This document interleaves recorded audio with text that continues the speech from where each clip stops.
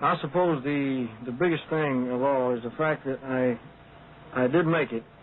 I made it just like everybody. I mean, I tried to play it straight, like everybody else. And I made a lot of friends that I never would have made otherwise. And all in all, it's been a pretty good experience,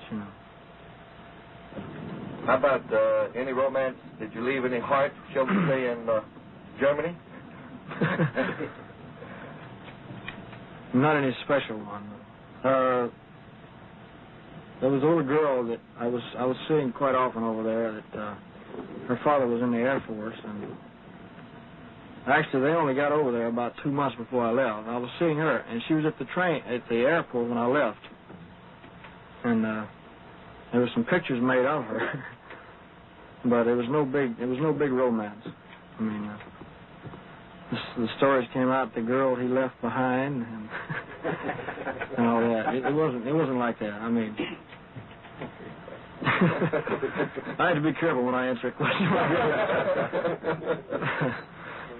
You said that at the train that you wanted to get back to what you were doing, and of course that is singing and entertaining.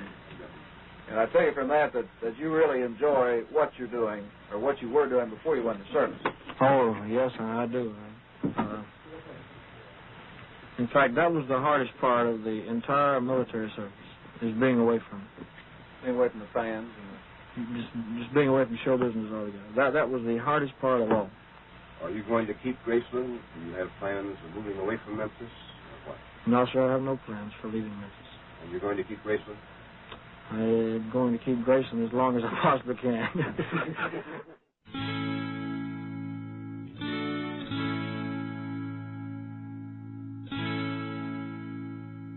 We go next through a storage area. There was a short time in the 1960s that Elvis converted it into a makeshift firing range. Target shooting was another of Elvis's many hobbies. Elvis's interest in collecting badges and guns was well known. An exhibit of part of his collection is displayed in the trophy room. Leaving the storage room, we'll walk over by the pasture. Elvis gave Priscilla a horse as a surprise for her birthday in 1966. Before long, in typical Elvis fashion, he bought horses for himself, all his buddies, and their wives. Elvis enjoyed riding a classy Tennessee walker he called Bear. But his favorite was Rising Sun, a golden palomino.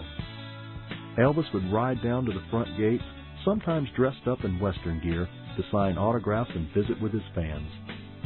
The connection Elvis shared with his audience was his greatest love affair, and in spirit it continues undiminished to this day.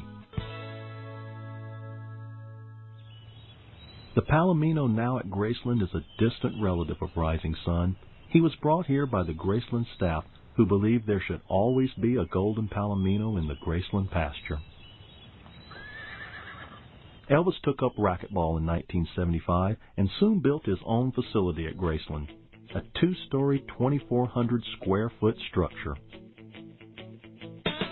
Downstairs and on the regular Graceland tour is a two-level lounge where Elvis and his buddies could work out, play pinball, or comfortably watch games in progress. Racquetball provided Elvis and his friends with countless hours of enjoyment. Not seen on the public tours is the upstairs of the racquetball building. Elvis's private suite consists of a lounge, a large dressing room, and a luxurious bathroom. The bathroom features a jacuzzi whirlpool spa. There is also a steam shower with 5 gold-plated shower heads.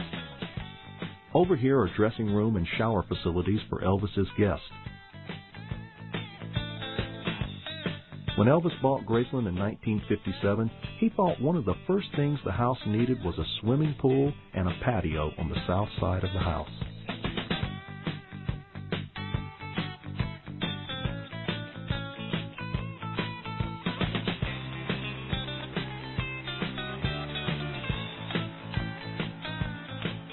The patio by the pool was later enclosed. Elvis eventually turned this area into a trophy room and storage area for his ever-growing collection of awards and career mementos.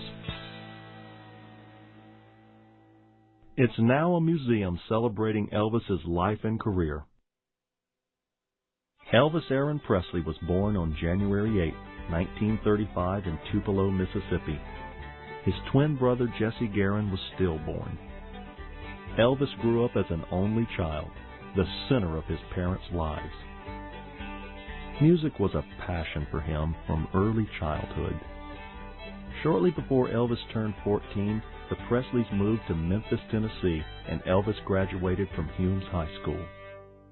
In 1953, he paid $4 to make a demo record at the Memphis Recording Service, home of the Sun Records label. A year later, Sun Records owner Sam Phillips, recognizing Elvis's unique sound, opened the first real door of opportunity for him. Elvis, along with bass player Bill Black and lead guitarist Scotty Moore, recorded That's All Right. It was Elvis's first Sun single and his first hit. In the fall of 1955, Elvis signed with a new manager, Colonel Tom Parker, and his recording contract was purchased by RCA. Elvis's genius as an artist was well matched to Parker's genius as a promoter. Their collaboration would make history. His first RCA single, Heartbreak Hotel, and his first album went to #1 on the pop charts and became Elvis's first million-selling records. Don't Be Cruel and its flip side, Hound Dog, sold so many records so quickly that Elvis was presented 5 gold records at once. It's said that Elvis and the Colonel were the first to exploit the real power of the still new medium of television. The stir Elvis was causing as he toured the country soon became a storm as he erupted into America's living rooms. 6 weeks in a row on the Dorsey Brothers stage show, 2 appearances on the Milton Berle Show, 1 on Steve Allen, and then the